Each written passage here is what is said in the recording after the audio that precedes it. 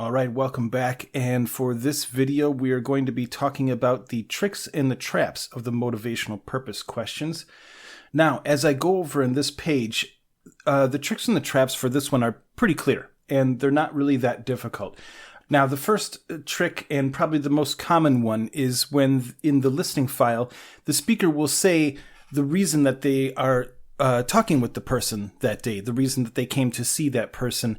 And so it'll say, I wanted to talk to you about signing up for this course or something like that. But then they find out through speaking with the person that that there's some larger problem or some other situation which makes the original purpose that they went to talk to them not really valid, or at least not as important anymore. That's the most common one. So if you hear a person say, I wanted to talk to you about, obviously you should still write that down in your notes because it very well could be the main purpose, but you have to keep listening to find out if there is some sort of a change, some sort of a problem, or some other situation which becomes more important than that real purpose that they talked about, or than the first purpose that they talked about.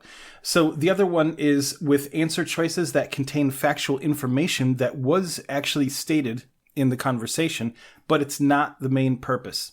It's not the most important thing. And then answer choices which seem like the answer, but somehow obscure the information. Now, the way that they might obscure the information is it could be a grammatical thing, like they change the order of the clauses in the sentence. It could also be that, just the difference between a preposition can sometimes change the meaning of a sentence completely, whether they say by or of or something like that. So it could be a grammatical thing.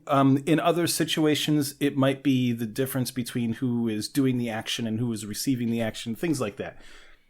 Now, as far as the traps that you have to be aware of and make sure that you don't fall into are choosing answer choices which are related to the main purpose, but they are only part of it. It's like either a small detail or it's not the main purpose. It's a part of the detail, or let me say that again. It's a part of the main purpose or a detail of the main purpose, but it's not the main purpose.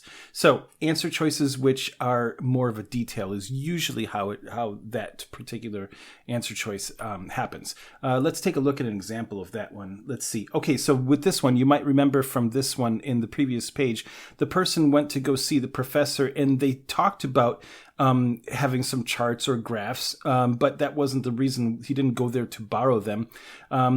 Or they talked about statistical procedures, and of course, maybe she did explain statistical procedures to him, but that wasn't the reason why he went to her.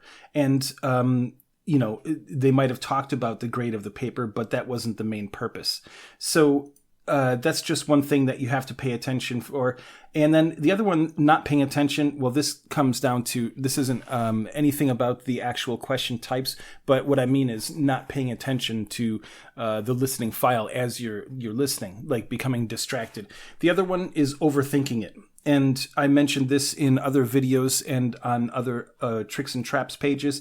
When you're overthinking the answer, because you think it might be more complicated or you think that you might be being tricked. So that's the other thing, is that they put a lot of different tricks and traps into the TOEFL exam. So then one of the actual traps is thinking that there is a trick or a trap and there actually isn't. So that's what I mean by overthinking it. In that situation, an example is that quite often the answer is often the simplest one, like with this one. To talk about the report he was writing. Okay, well, it seems like a very simple answer, almost too simple to be true, because it's also very broad. There's no detail in this. Well, that's exactly what they talked about throughout the entire thing. All of these ones are details, and this one is much more broad. So that's probably the answer. Even if you didn't listen to the reading file, you can get this. However, with the listening section, you always hear the listening file first before you get the questions.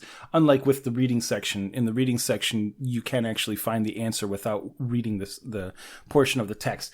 But I just wanted to mention that because one of the other little things that we'll discuss in the master skills section is that one of the ways to find the answer is that it's usually something which is a broad statement, which is very general and describes the whole situation.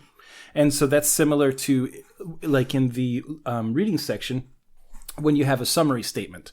So you see that a lot of the different skills that you use in one section of the exam will actually be repeated in other parts, even though instead of doing reading, you're doing listening. So the reading and listening are actually very similar in that respect as well. And that's why we have the one master course, which is both the reading and listening together. So that's what I wanted to say about that one. I won't go too much more into it here because we will cover it in the next lesson about the master skills. The other thing is, just to be confident, know that you know what you're doing, follow the strategy, be aware of the possible tricks, make sure that you don't fall into one of the traps, and you'll be just fine. So that's it for this one, and we will see you in the next lesson about the master skills.